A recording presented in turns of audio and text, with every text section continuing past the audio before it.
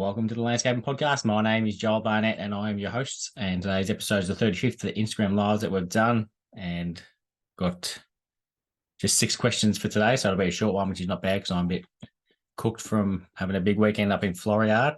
It started in Canberra on the weekend. And we've got Rich Earth Landscapes owner Matthew Sears on this week's episode.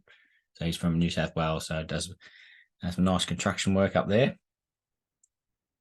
But if you've got any questions as you jump on, chuck them in down the bottom because I've just got the 6 questions today, so plenty of room for others. But the first question is from Living Landscapes DC saying, what is your process when you first visit a site for a design or quote? So the first part of that is the communication prior to going on site. That's more important than when you actually go on site. So you want to give the client as clear expectations as you can before going out there so that nobody's wasting their time and no one's disappointed with the process. So particularly with the designs, I'll tell them how much our designs are and what the process is. So I'll charge 50% of the design price after I've met them on site and the other 50% prior to presenting the design to them. So we don't start the design until they've paid that initial 50%. And then don't send it to them until they've paid the other one. So there's no way the client having a hold over you for anything. And then, you don't want to tell them that after the fact. So you've got to make that clear up front. So as soon as they inquire via email, or even if they call up, I'll ask the email. So I'll send them an email. I've got a pretty generic template that I send them that explains all of that I'll send to most people. So you want to... And so you want to give them as much information up front so that they can decide whether they actually want to proceed with you and vice versa, whether you want to actually proceed with them. So if you're just doing construction, so just going to provide a quote, you want to tell them what your time frame is because you might be booked out for 6 months and they want to get it done in 3 days or sooner than 6 months anyway. So, that's something I learned the hard way is by going out to a job, might be 40 minutes away from where we are, doing a quote, sending it to them, and they accept it and they say, yeah, we're happy to go ahead. How soon can you start? And I'll say, we can't start for 6 months. And they say, oh, we want it done sooner, so we'll get someone else. So you've gone out there, spent time going there, doing the quote, and then it was just a waste of time, basically. You had no chance of winning it. So, clear expectations for both yourself and the client before you head out is the best way to go so there's no disappointment for anyone. Something we did look at doing as well, like we've started the process of getting a questionnaire or a survey done so that we can send it out to the design clients beforehand as well. So that's sort of asking them what more details about their garden and what they're wanting to spend and what themes they like and plants they like or don't like, and just getting more information from them rather than asking them that on site. So that can either give you more time to ask other pertinent questions on site or saves the amount of time you're spending on site. So that's good both ways. Bloom Landscapes said, what equation do you use to mark up subcontractors? So I don't have anything that's like a set percentage. It's always at least 10%, but it depends. Like if it's a lower amount, like let's say, for example, might be like a pool fence or something that might be 6 or 7 grand for just a small one. So I would put a lot more on that rather than just a percentage. And it depends on how much work's going to be involved in me having to, meet them on site or provide something for them. Also, there's not a set percentage, but it'd be, I don't reckon I would have done one less than 10%. And if I felt bad doing it at the start, like at the start, I probably wouldn't have added anything. But then you realise that there's a lot of work that you have to do to communicate and coordinate when that person is going to be on site. And then if they're late, then it pushes someone else out. So there's a lot of work involved in coordinating subcontractors. So you need to be paid for it because you're not just making profit on that, you're actually spending time working for that money. So no black and white number, but it depends on what you're doing and how much work is involved in doing it. Earth Escapes said, what's your most hectic concrete pour where you thought it can't get much worse? So I've had quite a few to think of, actually. So It's always exciting doing a concrete pour.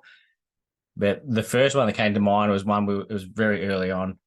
We were doing just some coloured concrete with a stipple finish, and it was just a rental, which was quite fortunate because we let the I don't know if it went off somewhere and then came back later so that we could trowel it then.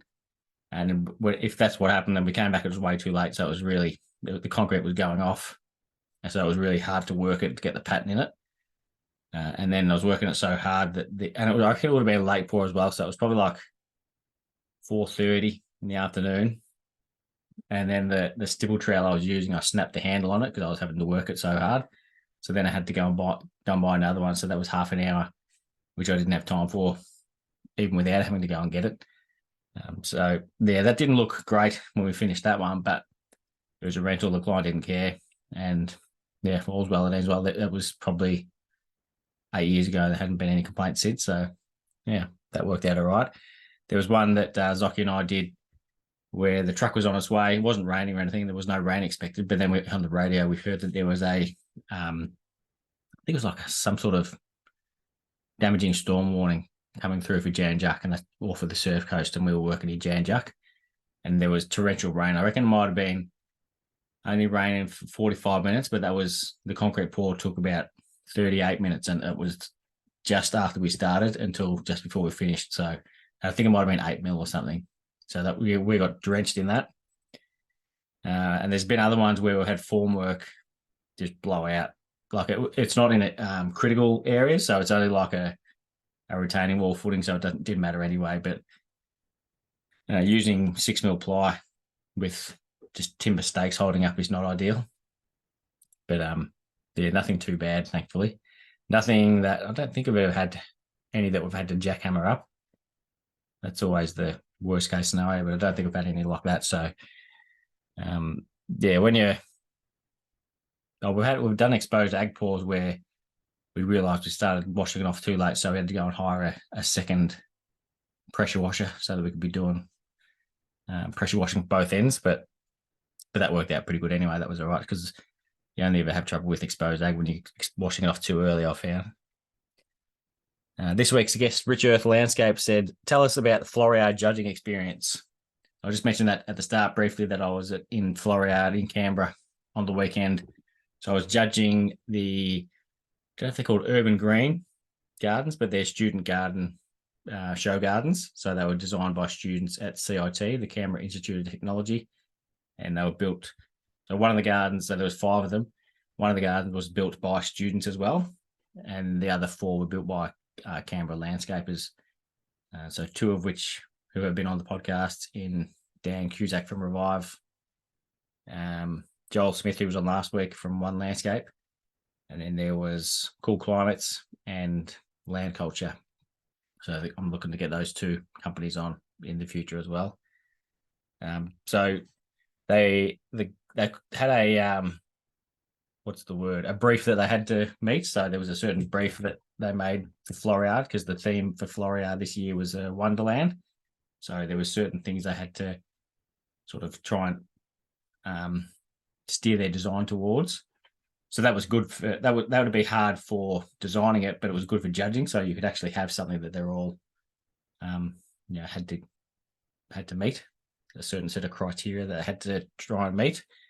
But it was also good seeing that, like we got feedback on their designs, like as in like they provided what their design brief was. So that was a good part of it as well. And they could choose whether they wanted to do a 5x4 garden or a 6x3 garden. So it was pretty similar to the achievable gardens at the Melbourne Flower and Garden Show, but they were spaced out a little bit more, like with maybe a metre between them rather than having the wall dividing like they do at the garden show. But yeah, I think they've done a little bit of sort of landscaping, show garden kind of stuff previously at Floriade, but not for quite a few years. So it's something they're looking to build up in the future. And it was a pretty good. I didn't know what to expect going up there, but I loved it. I thought it was great. The designs were really cool. There was so many really cool elements within it, and I liked how they had the the design brief of having to be, some sort of Wonderland theme. So like an Alice in Wonderland kind of effect. So there's some pretty cool and fun things that they designed in them. And then seeing how their design matched their design brief as well was pretty cool. Seeing how they did that. So I loved all 5 gardens, and they just built them in a week. All of the materials and everything was donated. All the label was donated. So there's a lot of people putting in a lot of work to make it come to fruition, and it looked pretty good. So hopefully they'll keep it goes well this year, and I'll keep doing it again next year. But I couldn't believe that Floriade actually goes for a month. So they started on the weekend, so it was on the 15th of September. I think it was, unless I can't remember what day. Maybe it was yesterday. It was yesterday, which was the 16th. So I had a couple of big days. So I left Geelong at 4 a.m. on Friday, and then judged on Friday, and then it opened yesterday. So then I went in there. So I had a look around a little bit on Friday when it wasn't open, and then walked in and had a look when it was open to the public. And there's a lot of people there too, which is pretty cool. Had some nice gelato in there too. But yeah, they've got to maintain it for the next month, and then take it down. So I thought that would have been an amazing opportunity for someone like an irrigation supplier to provide irrigation for it. They've got irrigation, but I think it's connected to like the Commonwealth Park irrigation system. So it was just fascinating seeing the different way they do things there compared to the garden show. There's obviously a lot more money for the show gardens at the garden show. But yeah, the way they make things work at Floriade is really impressive. So it was an awesome experience. Couldn't talk more highly. And also the people, like the other judges and the people organising it, were just a great bunch of people as well. So that's the best thing about the Melbourne Flower and Garden Show is the people you meet, and that is exactly the same at Floriade too. So yeah, I absolutely loved it, and that was on Friday, and on Wednesday and Thursday I'd been judging for the Landscape in Victoria awards as well. So I was in a judgy bit of form for that, so it worked out pretty well in that timing. Cam from Abcam Horticulture said, "Are you starting to see the benefits of the business changes you've been making?" Don't know if I've been making many changes other than just continually putting my prices up. Like I'm not doing anything like the systems and procedures that would be good in a perfect world. So I haven't done any of that. So yeah, there's not a lot. Like even though I talk about a lot of things that people should be changing, there's not a lot that I'm doing myself. So it's like a do as I say, not as I do type of scenario. So yeah, there's nothing I can think of that's changing too much. So I wouldn't say I'm seeing any benefits. And then anytime you put your prices up, because we booked out so far in advance, it takes ages for that to come into effect anyway. So nothing crazy going on in that world, but we're still going. Still got heaps of work coming in. Crazy amount of designs coming in, which is good. So I'm starting to have to do some design myself because we've got so many coming in, and I don't want to say no to anyone. So luckily, we've got the school holidays coming up, so I don't work on 2 of those days each week of the school holidays. So I'll be when I say I don't work on site. So I'll be able to do some design work in that time as well, and catch up on a lot of emails that I've got to reply to, invoices to send out, and that sort of thing, and jobs to plan. So comes at a good time. And the last question is from Ivory Gardens, saying, "Sounds like you wear a lot of hats in the business with accounting, installs, designs, quotes, plus the podcast. Are you doing super long days to squeeze it in, or have some hidden secrets for time management?" So certainly not doing crazy long days. Like sometimes I'll work, like it probably works, I reckon maybe once a fortnight or every 3 weeks. I might do a day where I'll work till midnight or 1 a.m. at the office. But that's just sort of when I get on a roll. So most of the time I just do a little bit after work because I can't be bothered when I get home. The Tim Hart from Space Capsule Garden Coast said, "You deserve a rest, big fella. Send some designs my way." So if you're in Adelaide, you should be sending them to Tim. You can, when you go and have a chat to him, you can have a coffee as well. So it's got a nice cafe there. But yeah, I can't be bothered most of the time when I've been working on site all day. So I might do. So usually when I get home, then I'll cook tea and then clean up after tea, and then probably lie on the couch because I can't bother doing anything after that. And then once everyone's gone to bed, then I'll probably go to the office and start to do a little bit, but I won't do that much. I might have a list of 10 things I want to get done and I'll do one of them. So then they gradually build up. So then those nights when I do work till 12 a.m. or 1 a.m., that's when I do a heap of things all at once. So they've just been building up, and then I just get them all done and realize that there wasn't actually that much work to do, but you just sort of let it build up in your mind that there's heaps to do, but there's a lot of little things that you can tick off. So yeah, so I should be doing more, like doing more than just the one thing per night, but yeah, sometimes you can't be bothered. So, and it all eventually gets done. But yeah, I certainly don't have any time management skills. If I was better at time management and planning things, then I wouldn't have as many jobs, as many tasks building up as what I do. But yeah, and luckily, I enjoy doing all the things you mentioned with the accounting, installs, designs, quotes, and the podcast. So that'd be more challenging if you didn't enjoy parts of it. So I don't enjoy every single thing all the time, but yeah, that's why I like doing landscaping and working for myself, and also working at whatever hours as well. So I think it'd be harder if I had set hours that I had to work to. So sometimes I might get up at 5 a.m. and do an hour and a half before starting the day. That's usually the most productive. But sometimes I also get up at that time and then get distracted, so I don't actually do anything. But yeah, it depends on the type of person you are. Some people would work well when they say, and I think there's a lot of podcasts that talk about it, or books about setting, like an hour of power where it's between this hour and that hour. You're not going to look at your phone. You put it on silent, so you're just going to you've got a list to get through, so you're going to do as much of it as you can going on that. And something I need to do better is make a list and then start working, from top to bottom. So something I find I'd actually do is get overwhelmed. So I'll do a little bit of everything so that you actually achieve nothing.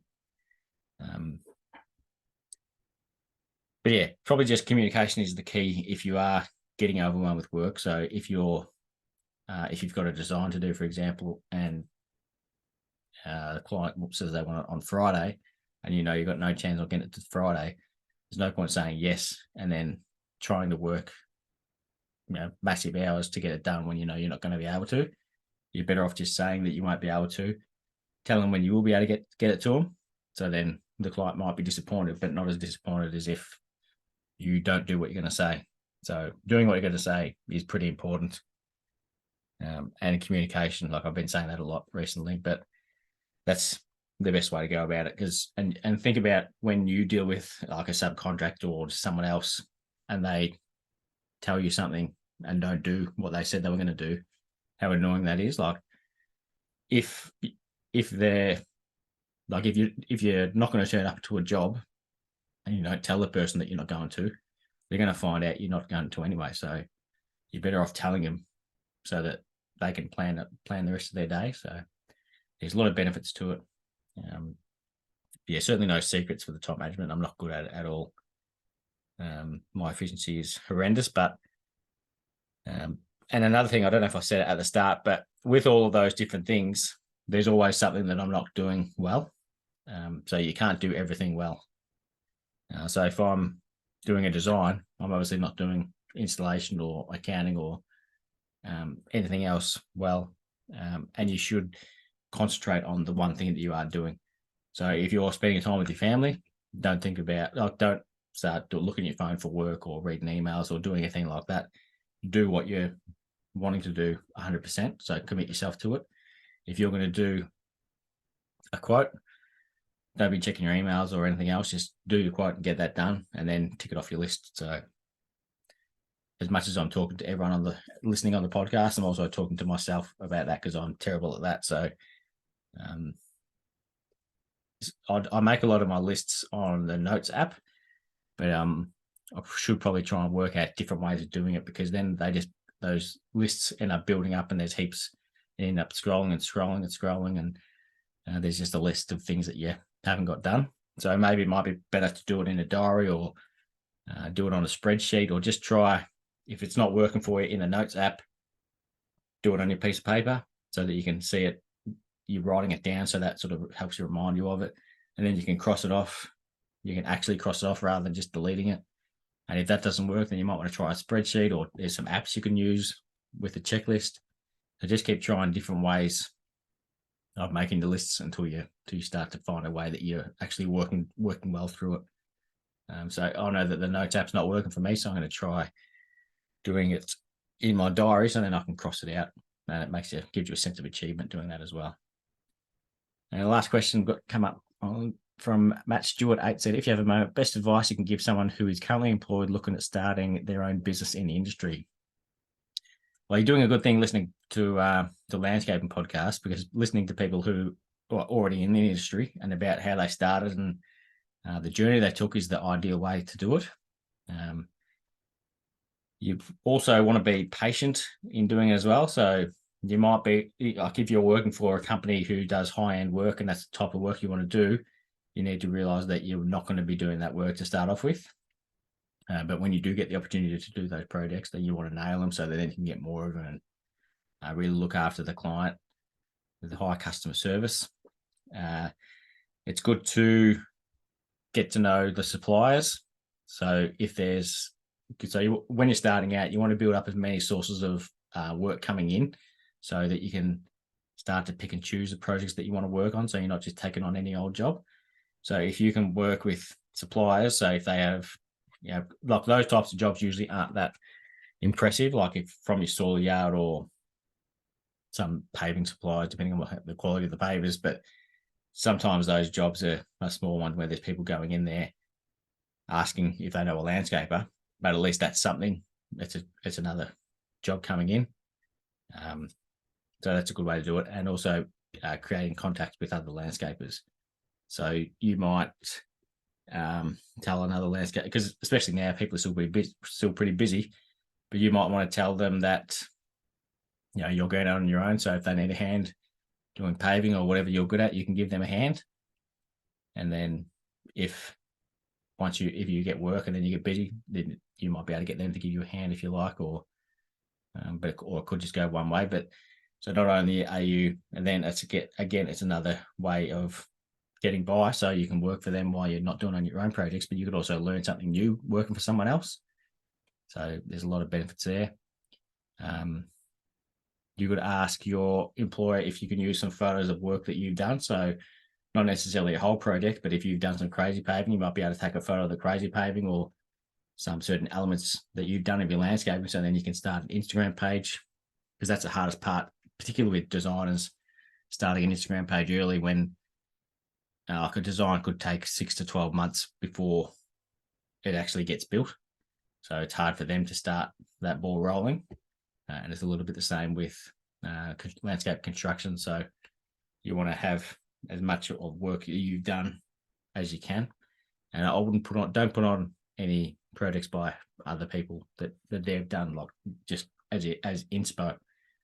Because I think it's even when people list it, it's a bit of a dishonest way to go about it, and just not a fan of it. So just put your own work up there, and you'll get a better reputation within the industry, like not only from potential clients, but people within the industry. So if you're a construction guy, then designers will be certainly rather see you doing your own work rather than posting some other work. And so that's another way to go about it. And joining a landscape association is also a good way to make more contacts for those same reasons. So you can catch up with designers and other landscapers and maintenance people. And the more people you know in the industry, the more chance you've got work coming in. And the more work you've got coming in, the more you can charge, the more you can choose the project that you want to work on. So it just gives you a lot more options when you've got more work coming in. So I heard someone say on a podcast, because I listened to quite a few as I was driving back to Canberra, there was 1,500 Ks I drove on the weekend. But they said you make your first $1 million by saying yes. So like taking on everything that comes along. And then you make your second $1 million by saying no. So that's by not taking on every project, but starting to get more specific about the jobs you want to work for and knowing which ones you can make money from. So, but yeah, being patient is a good way to go. A great trait to have at the start. It's hard to have, but the older you get, the more you realize that you could have patience.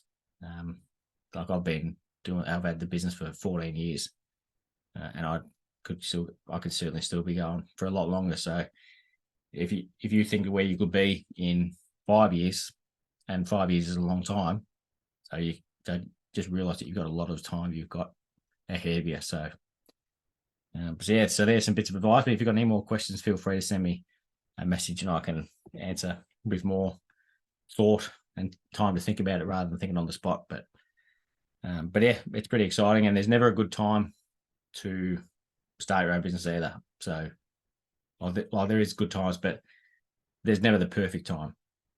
So a lot of people trying to think and overthink and think, oh, maybe I should wait a bit longer because of X, Y, Z. But it usually doesn't make that much of a difference. You're better off getting in because you're not going to learn as much by reading about it as you will actually doing it. So there's no amount of planning is going to stop you making mistakes. They're going to happen.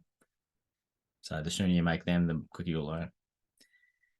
But that was the last question, which was a ripper. But so thank you again for everyone who put in a question. And thanks again to everyone who contributed to Floriade, put that all together, because that was an awesome experience. Canberra was an awesome experience as well. It helps that the weather was perfect while I was there, but I absolutely loved that weekend. Had some amazing food there, met some great people, and caught up with some good friends as well. So yeah, ripper weekend. And Matthew from Rich Earth Landscapes is this week's guest. So I haven't finished editing that. I think I'm halfway through, but I did write down a clip already that I'll be putting on the Instagram. So on top of my head, I can't remember what it was, but halfway through, he's already got some good value that he's providing on that episode. So it'll be a good one. So we'll see you next week.